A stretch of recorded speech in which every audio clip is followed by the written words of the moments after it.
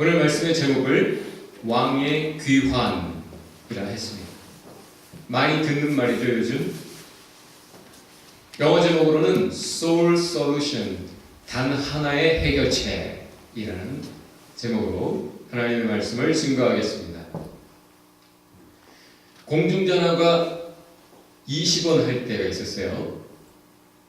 어떤 할아버지가 공중전화에 20원을 넣고 전화를 하려고 그러는데 이 전화기가 동전을 삼켜버렸습니다. 마음이 상한 할아버지가 전화국에 전화를 걸었습니다. 내 동전 내놔! 그랬더니 그 받은 교환 안내원 그 아가씨가 할아버지 집에 가서 애나 보세요. 그런 거예요.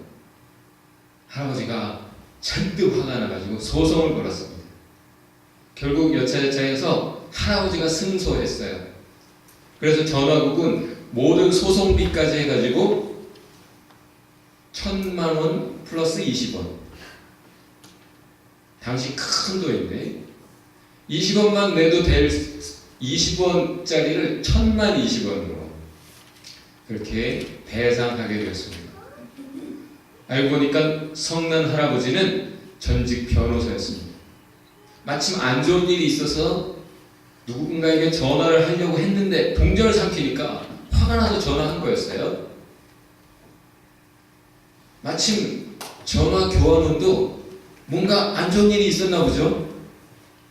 그냥 할아버지 아유 죄송해요. 전화국까지 죄송하지만 오세요. 그럼 20원 드릴게요. 하면 할아버지가 안 오겠죠. 그냥 마음이 풀렸을지 몰라요. 에이 됐어. 그러고 이제 끊었을지 몰라요. 근데 할아버지 집에 가서 애나 보세요. 그렇기 때문에 좋게 말해서 풀 수 있는 그 타이밍을 놓쳤기 때문에 큰 손해를 봤죠. 호미로 막을 것을 가래로 막는 셈이 되었습니다. 교환원이 전화를 받았을 때 지금 이 때가 어떤 때인지 알았다면, 지금 어떻게 해야 될 때인지 알았다면 그렇게 하지 않았겠죠. 그 때를 모르고 어떻게 해야 될지 모르니까 자기 생각대로, 자기 기분 내키는 대로 말을 해버렸습니다. 그래서 엎질러진 물이 되었습니다. 오늘 본문에서 예수님은 때에 관해 말씀을 이어가고 계십니다. 예루살렘 성이 포위되는 때, 그때는 산으로 도망할 때이다 말씀하십니다. 포위된 때가 아니에요. 포위되고 있는 때, 그때 아직 기회가 있을 때 타이밍을 놓치지 말고 산으로 도망하라 말씀하십니다. 이미 포위되어 버린 상황이라면 때는 늦었다 말씀하시는 거예요. 적군이 몰려올 때 여러분 어떻게 해야 됩니까? 연평도 포탄 떨어질 때 어떻게 했어요? 방공호로 들어갔죠. 옛날 적군이 몰려온다 그러면 사람들은 성 안으로 요새로 숨어 들어가게 되어 있습니다. 이건 상식이에요. 그런데 주님은 오늘 뭐라고 말씀하세요? 그 상식을 깨고 계십니다. 아니야. 예루살렘이 한 세대가 지나가기 전에 포위되는 때가 오는데 그때 산으로 도망해라. 왜 그럴까요? 성 안으로 들어간다고 피할 수 있는 재난이 아니에요.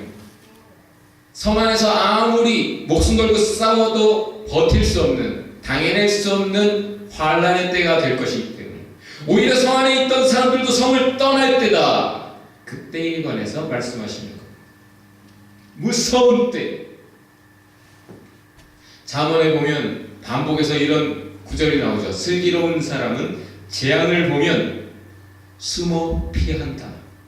그러나 어리석은 자들은 계속 가서 결국 큰 해를 입는다. 결국 한 세대가 지나가기 전에 이 일이 이루어졌습니다. 예수님이 지금 이 말씀을 하고 계신 시점이 AD 30년경으로 역사학자들은 보는데 AD 70년에 유대인들은 한 세대를 40년으로 봐요. 그래서 출애굽한 이스라엘 백성이 40년 동안 광야 생활하면서 한 세대가 가고 새로운 세대가 약속의 땅에 들어가죠. AD 70년경 정확하게 성전이 파괴되고 나라가 멸망합니다. 그런데 이때 역사학자들의 보고에 의하면 특별히 요세푸스라는 사람이 이렇게 전해주고 있습니다. 이 예수님의 말씀을 믿었던 유대인들, 그래서 그 말씀을 기억하고 있던 성품 좋은 유대인들은 예루살렘이 이렇게 포위가 되기 시작하는 이 타이밍에 성을 빠져나왔다는 거예요. 그리고 많이 산으로 도망해서 살았다는 거예요. 때를 놓친 사람들은 어떻게 됐을까요?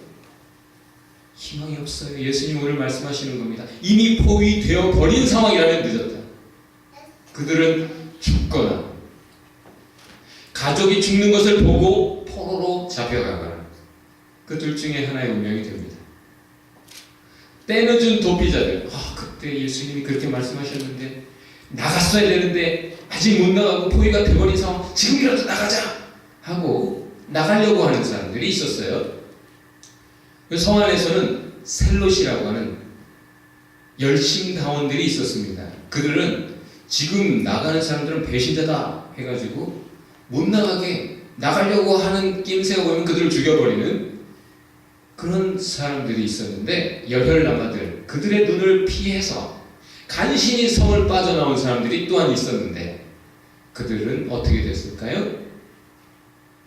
그때 로마의 군대에 당해낼 수 없는 철의 군대, 로마의 군대에 포위된 상황에서 시리아 사람들도 용병으로 따라왔었던 것 같아요. 빠져나온 그 늦은 도피자들, 그들은 다 시리아 사람들이 배를 갈랐다고 합니다. 왜냐하면 도망 나오면서 삼켰을지도 모르는 보석 찾겠다고 그 사람들의 배를 가르는 끔찍한 죽음을 역사학자들이 증거하고 있습니다.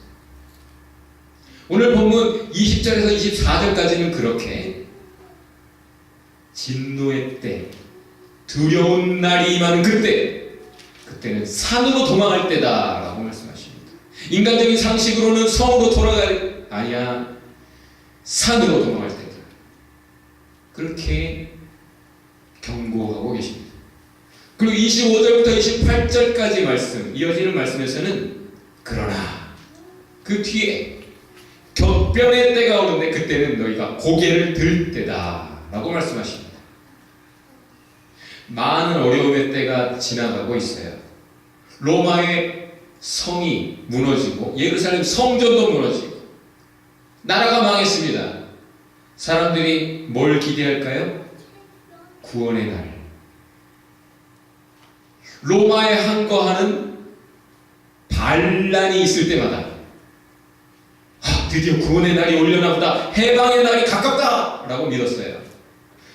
사람들이 외쳤습니다. 지금 이 폭동을 진두지휘하고 있는 그 사람, 그분이 바로 우리의 메시아인가 봐요. 기뻐하며 선포했습니다. 메시아를 보자 자기 민족의 구원자로 인식한 유대인들의 모습이었습니다. 메시아가 와서 그런 일들을 이미 말했고 메시아의 일을 다 이루고 갔는데도 불구하고 그 메시아를 마음에 안 든다고 버려버리고 다른 자기 마음에 드는 메시아를 기다리는 인간들, 유대인들은 그렇게 구원의 날을 고대했습니다. 그러나 25절부터 28절까지 주시는 말씀은 구원의 때는 사람의 손으로 오지 않는다. 우주적인 격변의 때, 그 하나님의 손에 의해 구원의 날이 온다. 그것은 왕의 귀환으로 이루어진다. 여러분, 요즘 왕의 귀환이라는 말이 아시안컵 나가가지고 지금 한국 축구 대표팀이 51년 만에 세 번째에 우승에 도전하면서 왕의 귀환이라는 이 표현을 모토를 삼고 열심히 뛰고 있어요. 다시 한번 왕자리에 올라가겠다는 거죠. 그러나 사실 이 왕의 귀환이라는 말은 어디에 등장합니까? 반지의 제왕, 톨킨의 그 마지막이라고 할 수 있는 3편, 최후 완전한 승리를 묘사하고 있는 그 3탄의 제목이 왕의 귀환이죠. 사실은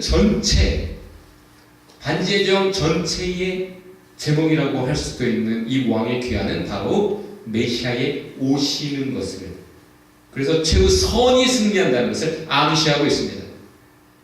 그런데 동시에 이 왕의 귀환은 어디에서 나타납니까? 나니아.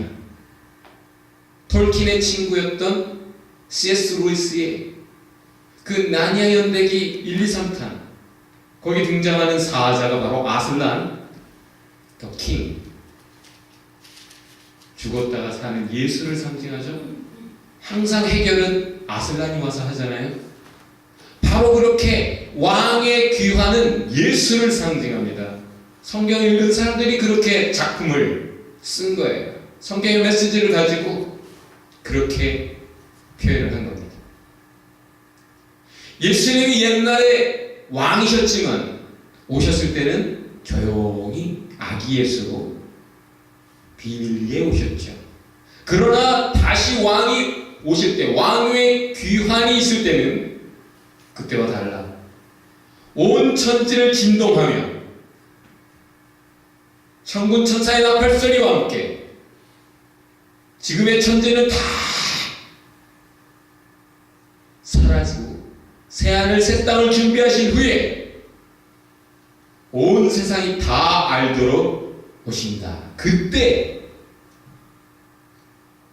그때가 가까운데도, 때가 다 됐는데도 두려운 줄 모르고 당당하게 유쾌하게 자기 욕심을 쫓아 살던 사람들은 숨을 텐데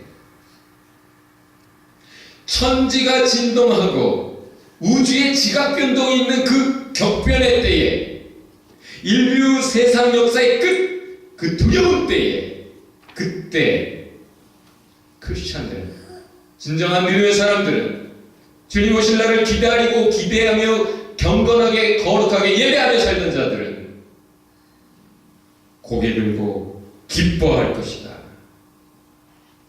내가 오는 그때가 너희의 자유, 참 구원의 때이기 때문에.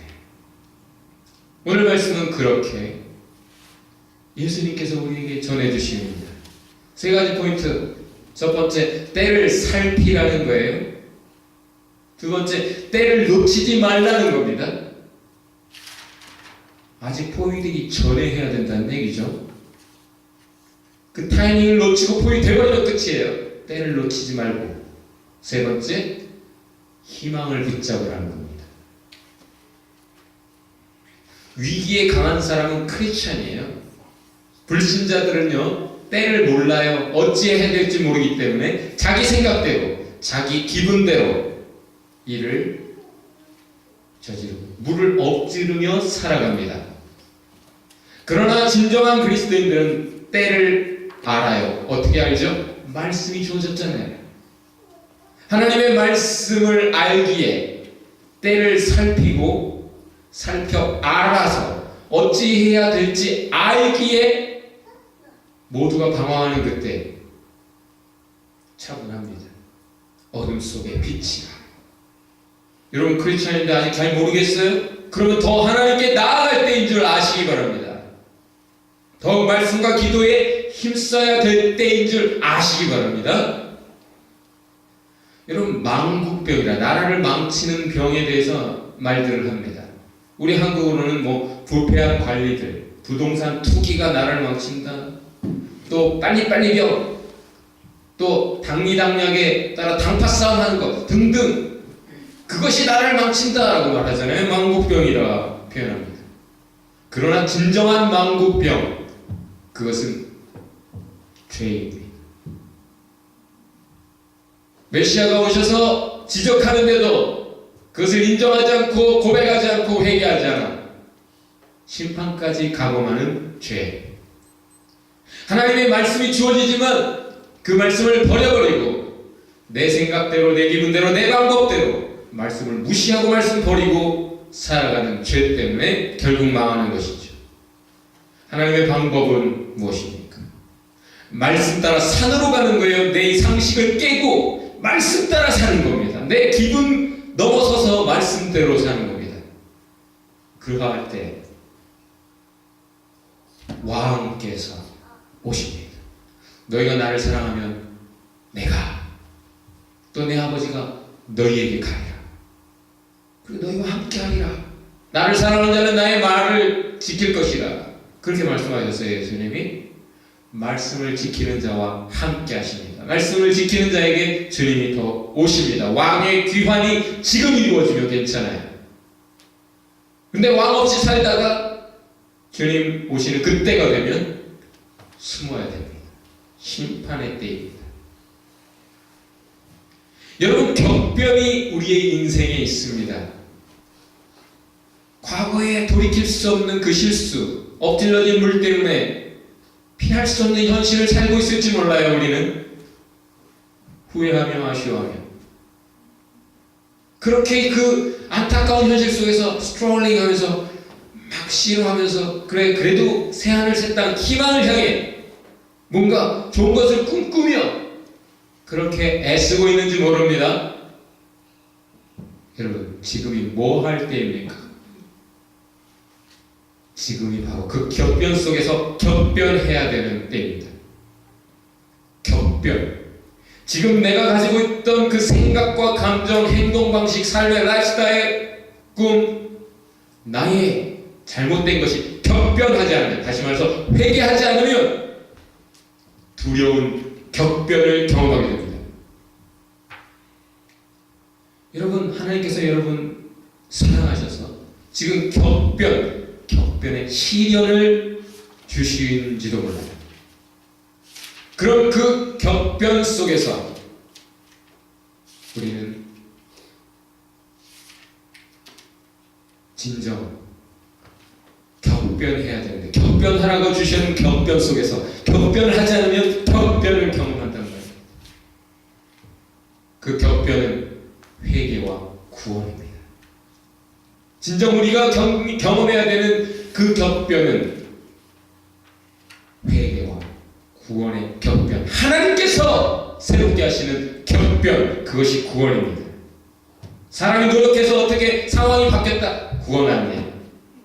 하나님이 이루시는 것이 오직 하나님의 구원입니다.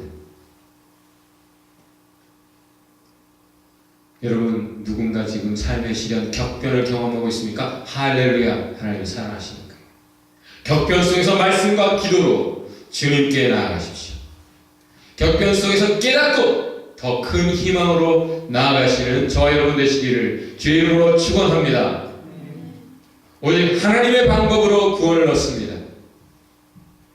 말씀, 왕의 오심, 오직 내 마음에 내 삶에 말씀이 주어지고 왕께서 오시는 그것으로만 구원을 경험합니다. 지금이 어떤 때입니까? 말씀에 반응할 때입니다. 진지하게 듣고 새기고 반응할 때입니다. 지금이 바로 그때입니다. 어떤 사람이 실험을 했어요. 많은 사람들이 사실은 실험을 했습니다. 그 결과물을 가지고 어떤 강사가 어떤 강연회에서 한 여성에게, 청중 중에 한 여성을 불러 세워가지고 이렇게 말했습니다. 지금부터 당신에게 제가 새빨간 거짓말을 하겠습니다. 당신을 보아하니까 매사에 긍정적이고 책임감이 있으시네요.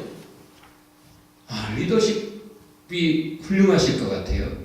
유머 감각도 있으셔서 사람들이 잘 따르죠. 분명히 그럴 겁니다. 부하들의 신뢰를 잘 얻고 계시네요.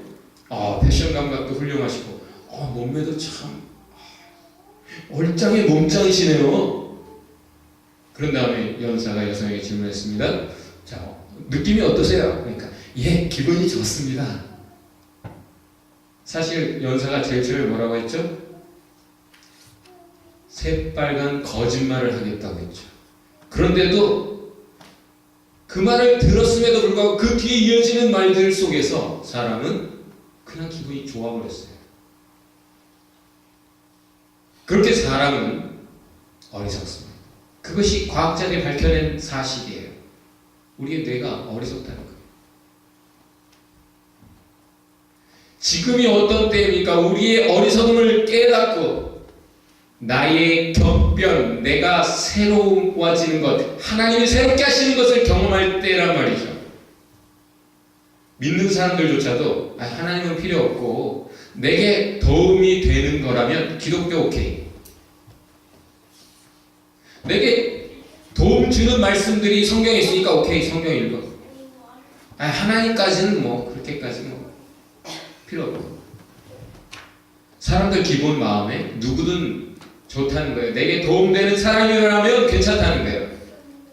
내가 느낄 때 기분 좋은 사람, 내게 필요한 말 해주는 사람, 그러면 오케이 하는 거예요. 하나님 말씀 오케이 들어보고 도움 될 듯 하면 오케이. 그렇게 말하는 주체와 관계없이 말의 내용만 자기가 괜찮다고 생각하면 받아버리는 게 인간의 어리석음이기 때문에 사기꾼에게 속는 것이죠. 오늘의 제자들은 주님의 말씀이기 때문에 놀랐습니다. 예? 성전이 무너진다고요? 언제요? 어떤 사인들이 있을 것입니까? 주님의 말씀이기 때문에 심각해졌고 그 말씀 주어진 대로 기억을 했고 그 말씀을 잘 새겨서 붙잡고 있던 자들이 때를 살펴서 성을 빠져나갔고 산으로 도망했습니다. 가족의 생명을 살렸던 것입니다. 말하는 자가 누구인가? 정직한 자인가? 죽어도 하나님 뜻을 말하는 자인가? 아닌가? 그게 중요한 것이죠. 절망을 경험하지 않는 인생이 없습니다.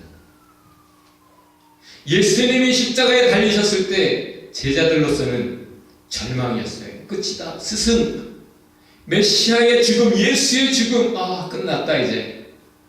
그러나 예수님이 십자가에서 이렇게 말씀하십니다. 다 이루었다. 이제 내가 온 목적을 다 이루었다. 죄의 문제가 해결되었다. 하나님과의 관계가 회복되었다. 생명의 길이 열렸다. 그래서 예수님이 죽으시기 전에 이렇게 말씀하셨죠. 지금은 너희가 근심한다. 내가 떠난다고 하니까, 내가 죽는다고 하니까 너희가 근심하는데 내가 다시 너희를 보리니 너희 마음이 기쁠 거야. 너희의 그 새로운 기쁨을 빼앗을 자가 없어. 너희가 처음에는 슬퍼하겠지만 큰 기쁨으로 바뀌리라.